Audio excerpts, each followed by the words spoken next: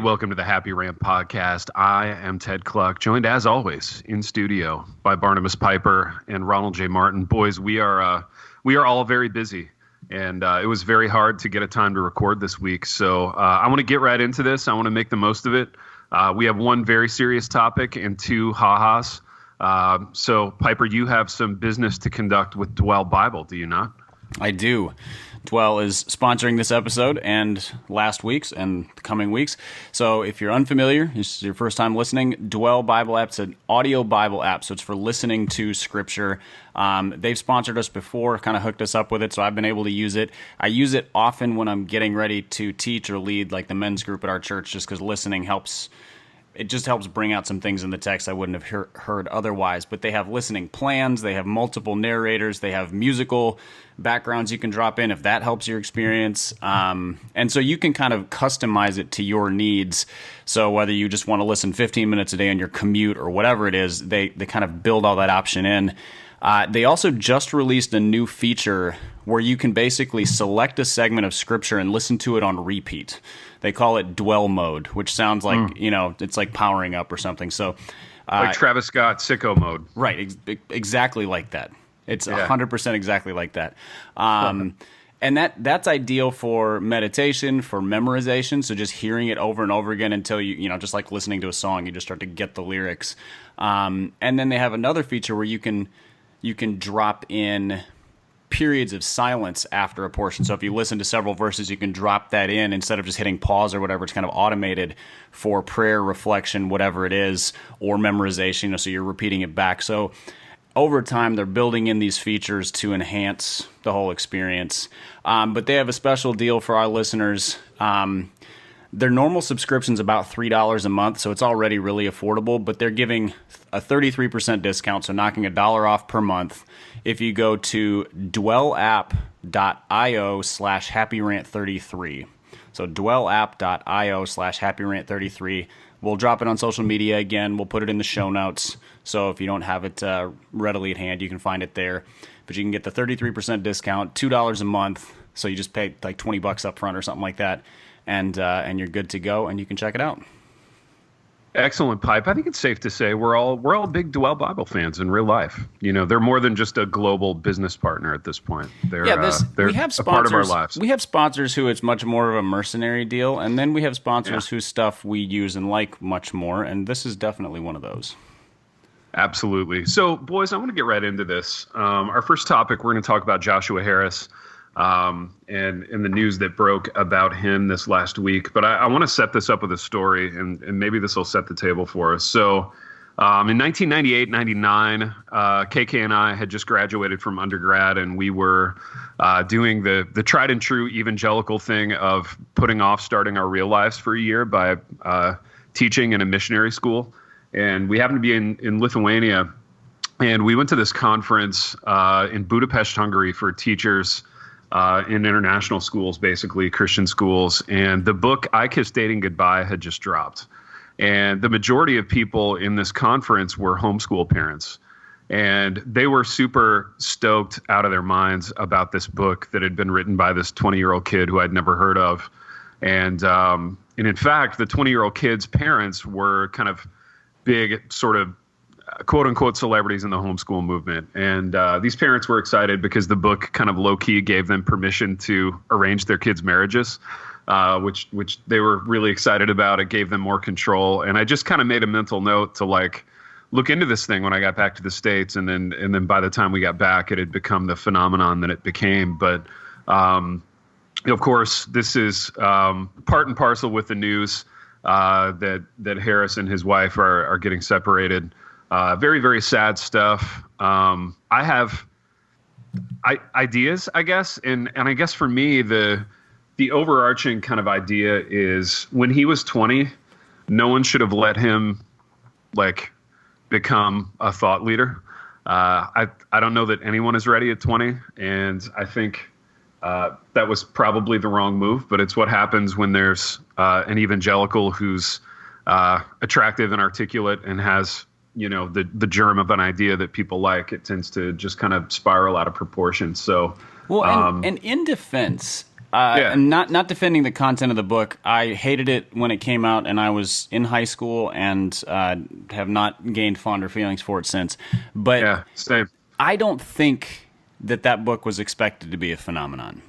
I don't think he was. I don't think at the time that it was going to be like, this is a paradigm shifting kind of thing. So the fact that it was, I'm sure it made the publisher very happy, but it probably set him up in a way that nobody was really anticipating, if that makes sense. Now, there's a question of, should you publish 20-year-olds? But I guess that, just for context, I don't think it was sort of set up as like, that we expect this to be a New York Times bestseller.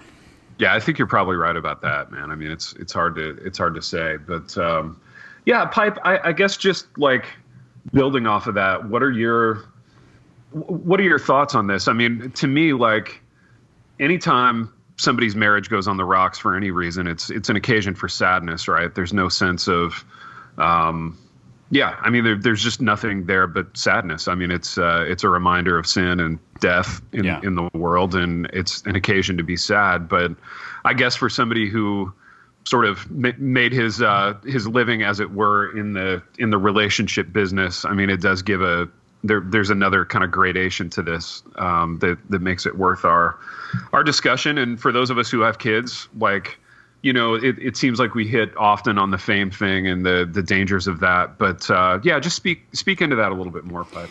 Yeah, I mean, obviously for some listeners probably don't know this, but I got divorced a few years ago, and, you know, have written a little bit here and there, been on a couple podcasts, talked about it. But just on a very small scale, being somebody who is a little bit known, a little bit of a public figure, and going through that is,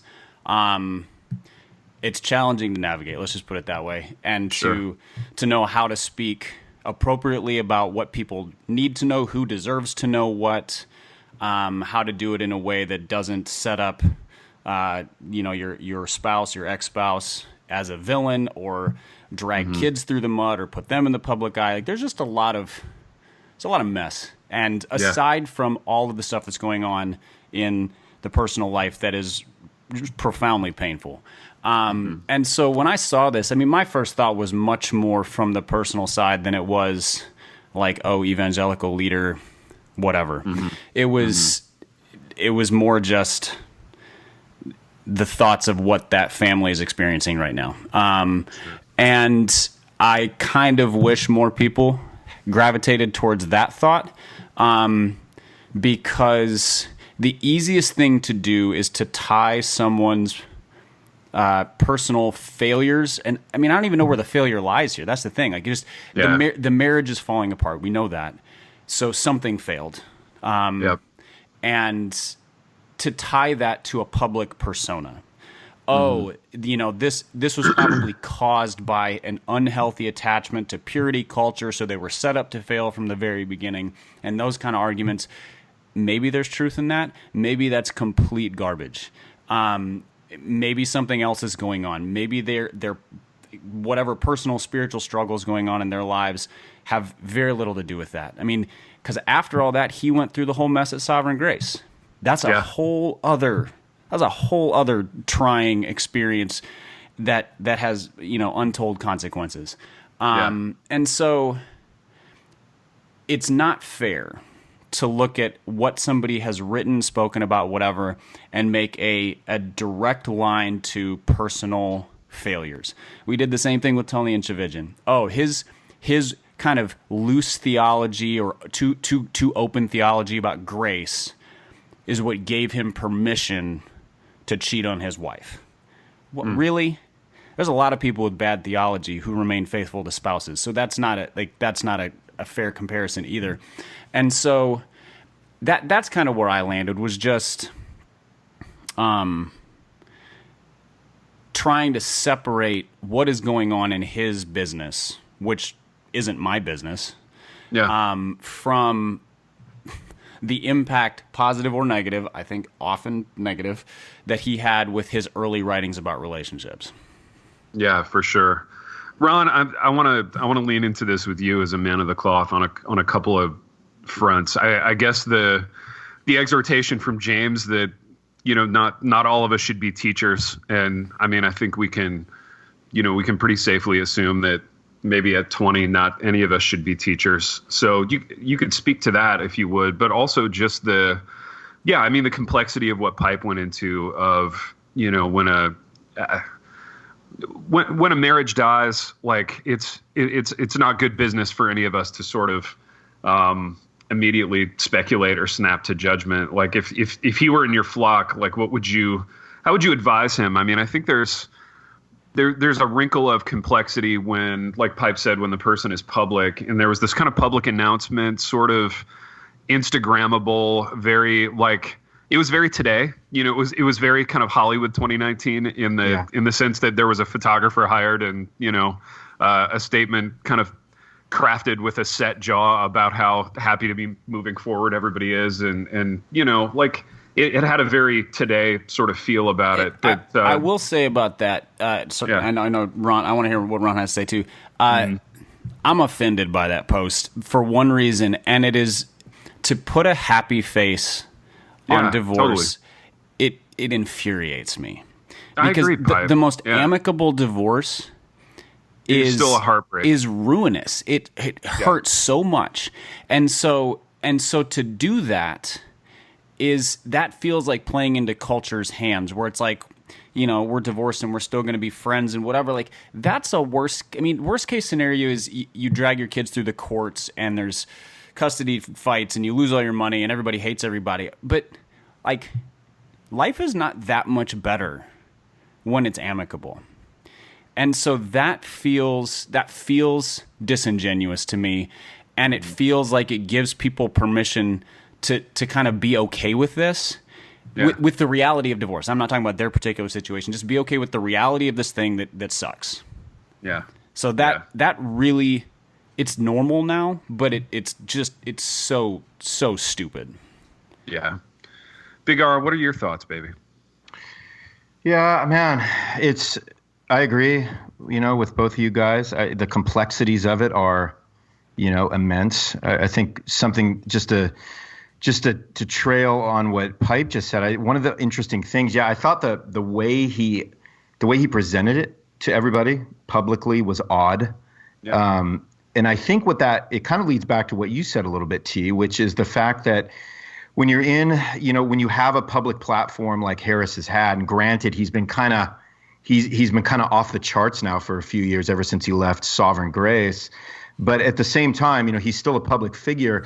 And there's a sense where he has to almost worry more about the reception to this news publicly than he does maybe even like the impact it's going to have, on his family and, on his inner circle, his extended family and all of those different, all those different pieces that kind of come to gather around the whole thing.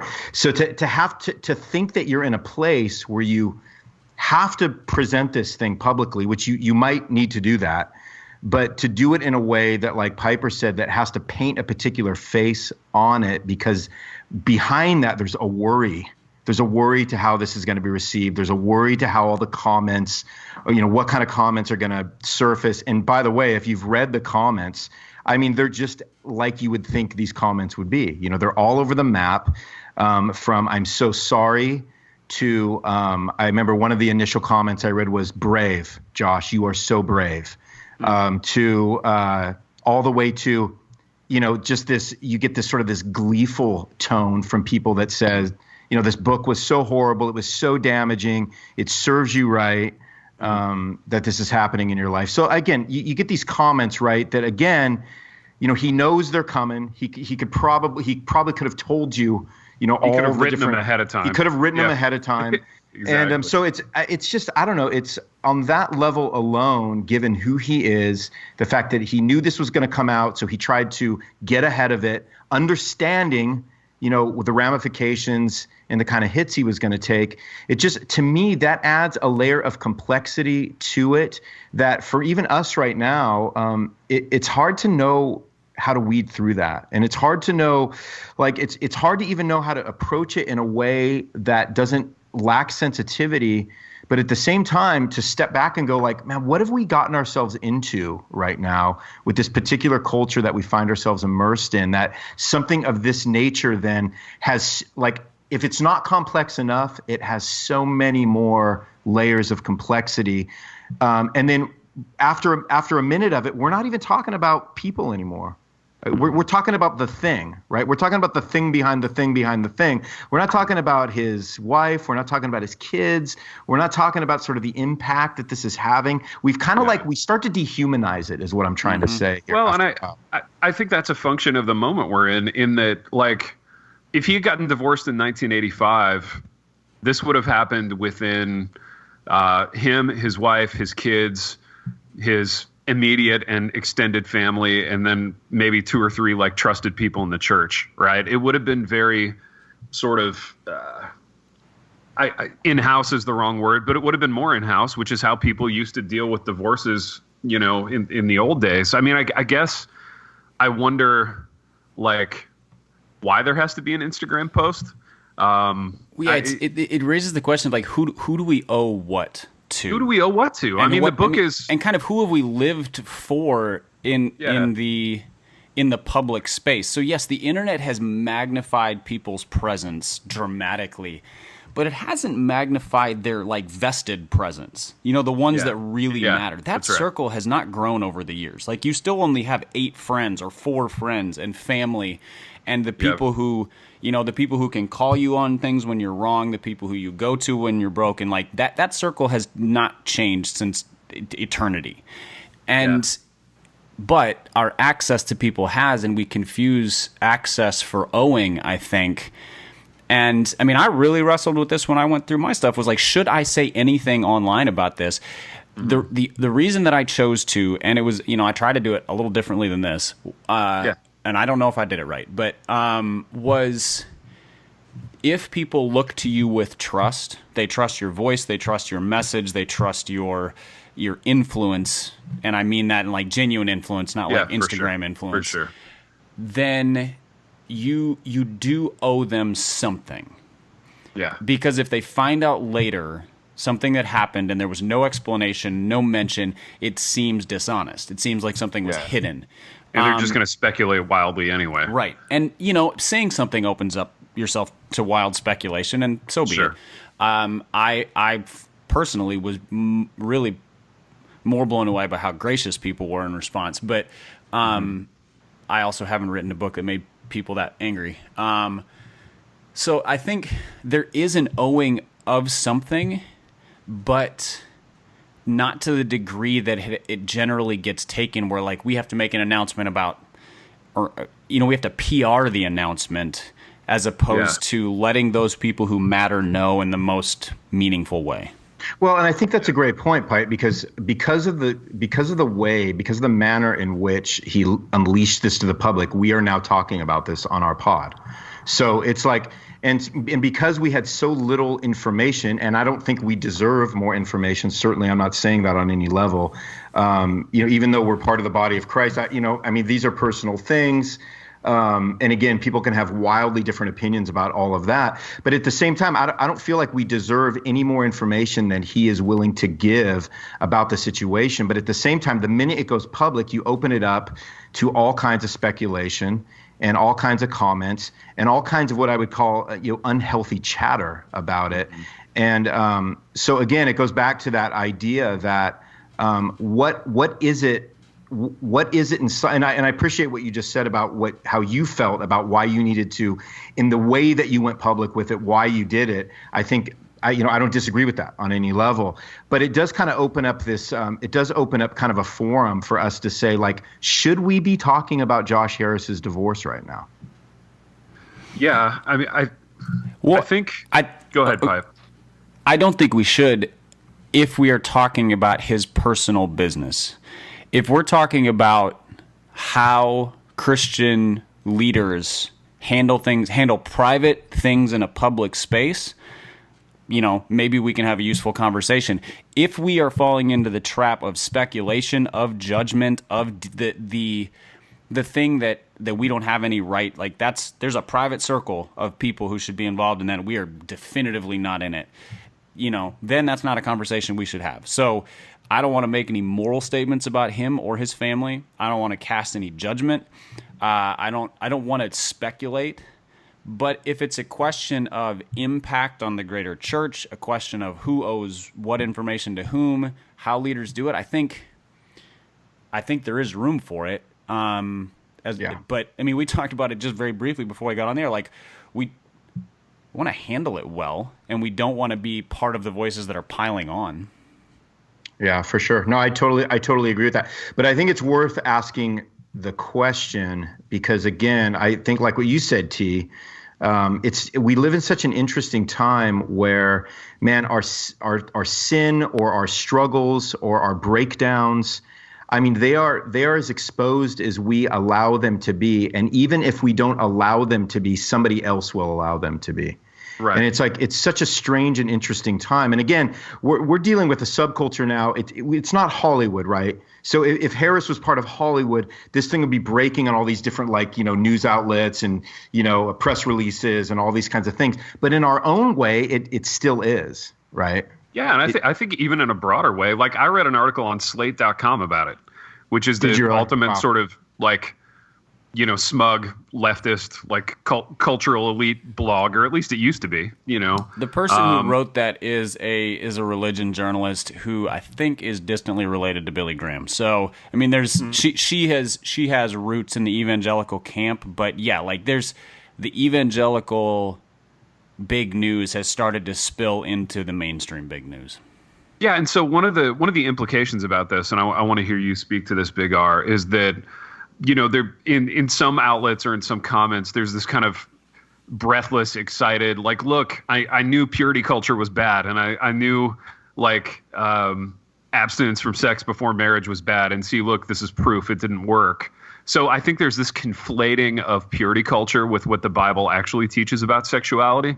That people who are looking to shoot holes in what we believe are kind of gleefully pointing out right now. So that's yet another kind of sad implication of this. And isn't this a moment where, to me, it seems so big and so sad.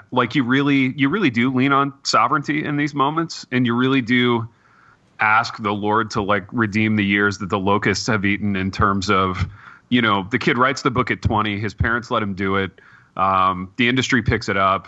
Nobody has any idea how sort of on one hand worshipful, but on the other hand vitriolic the response to the book is going to be.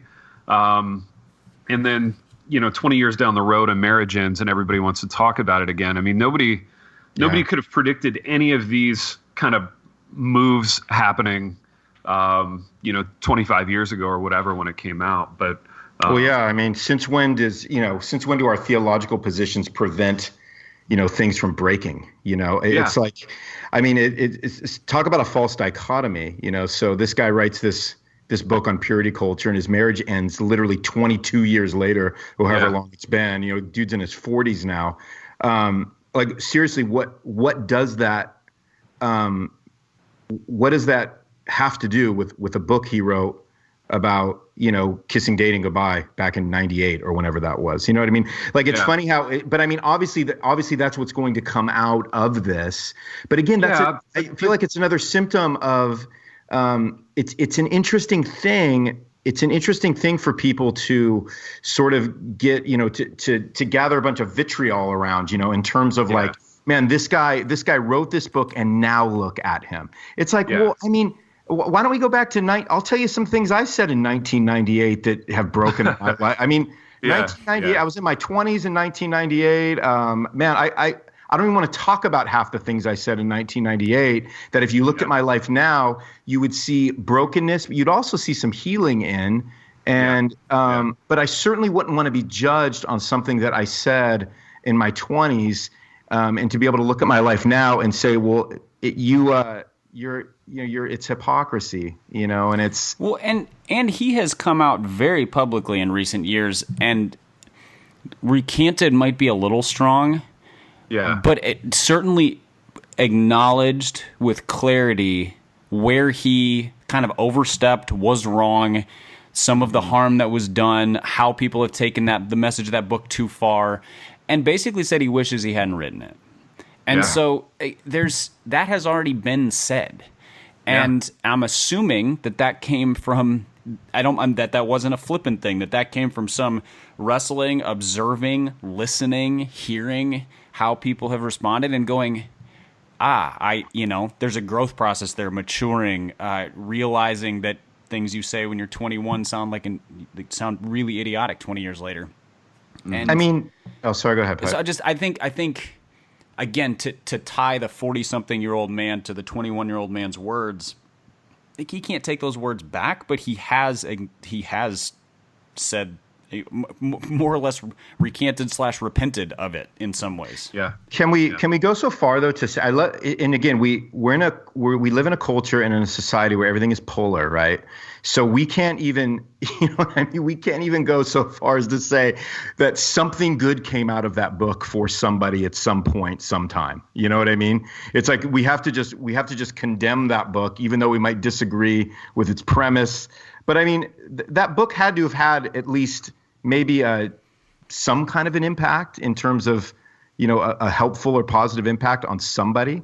I mean, can we go so far to say that maybe it had that effect on some people without just completely saying it was worthless? He has to completely disassociate himself with it. It was just heresy through and through. And nothing isn't that what we do today, though? Like, something has to be the worst or the best. Well, that's what I'm saying. Are we really saying that? Is it so embarrassing to him that he can say, no, actually, this was helpful in some ways, to some people that embraced it in a healthy way and didn't go too far with it? Because you can go too far with it on either side, right? Mm-hmm. Saying it's worth nothing or it's worth everything, and I'm staking my life and my purity on it. Well, and that's what's happening with this vitriol towards purity culture now. And I mean, I grew up in the era of purity culture, so, I kissed dating goodbye and true love waits, and it was essentially sort of an evangelical sexual shame culture, like once you lose sexual purity, virginity, whatever, you never get it back, you're ruined forever, etc. There was a lot of that culture, and this book was used by people to feed that message. And I'm certain that it did some good for some people. You don't sell however many millions of copies and harm however many millions of people, unless it's like,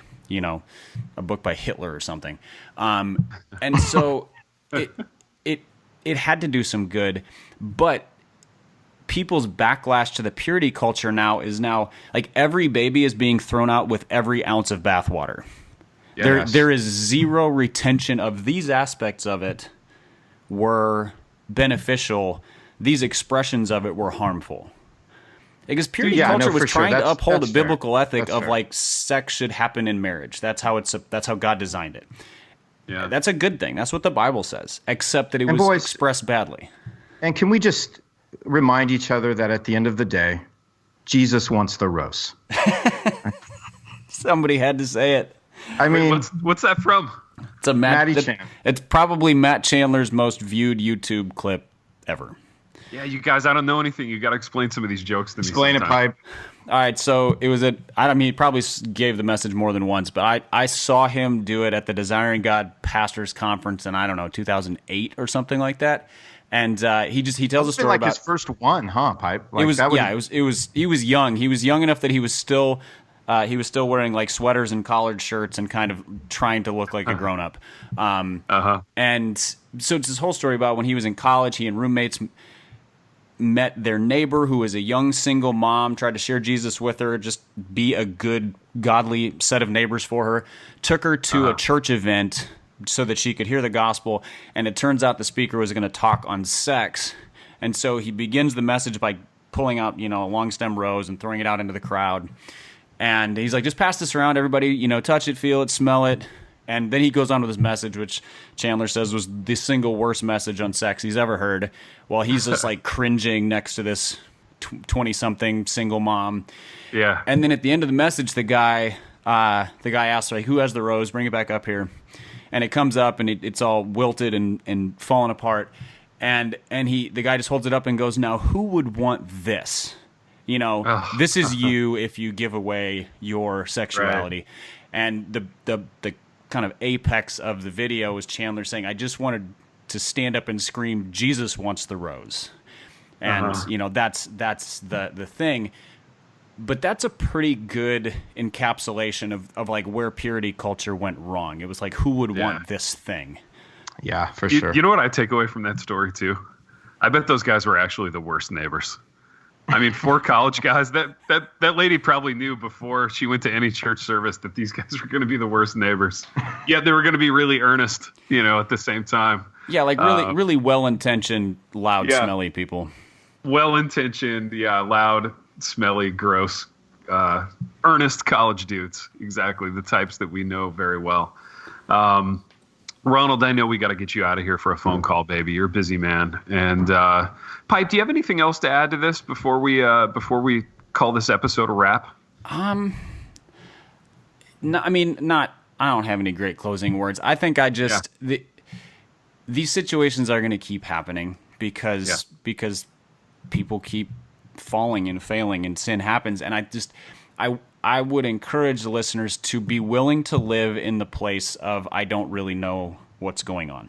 That sort of weird middle tension, as opposed to the polarizing, oh, this is because of this, or this must mean this, or this must have happened, where you jump to a conclusion and you live comfortably in a stupid place. Like, we need to live wisely in an uncomfortable place, not comfortably in an idiotic place. Yeah, well said, man. Really well said. I guess to me, like, it's astonishing that Joshua Harris still wants to have any kind of a public life.